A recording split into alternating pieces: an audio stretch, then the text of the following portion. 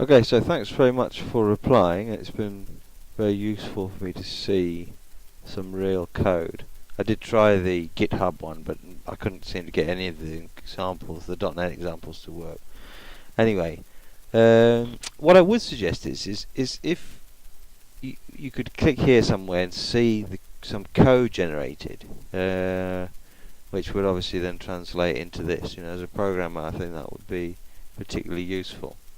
Anyway, I found it in order to add different conditions or routes depending on the if and then. So I add a sequence, and then do your debugging right line here, and then I click the junk, and then while UI elements appear here. Oh, I don't think I wanted this one. I'll get rid of that. While order this while this element appears, I want it to click and then delete, which would then bring that one up again. I click and then delete, and so on. Now I also want something to detect if it's this for example, which is spam, but it is in my domain. So I want it to detect if this word kbytes is here, in which case move it to the inbox.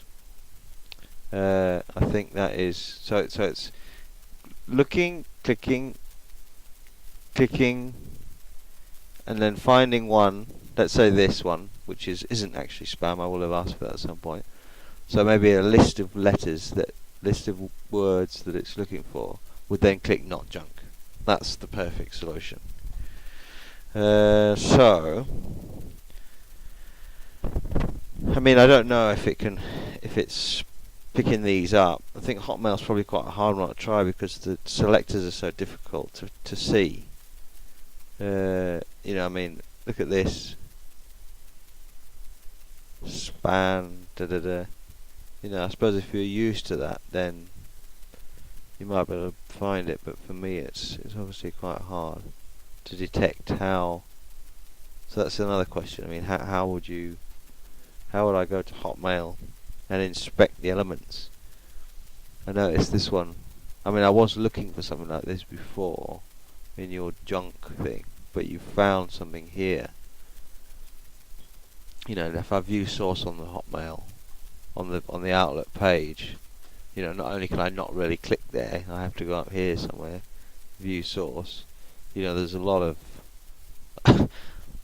junk going on there. So really, you know, some explanation of how you can decipher that would be great. Anyway, if you could do that rotating loop.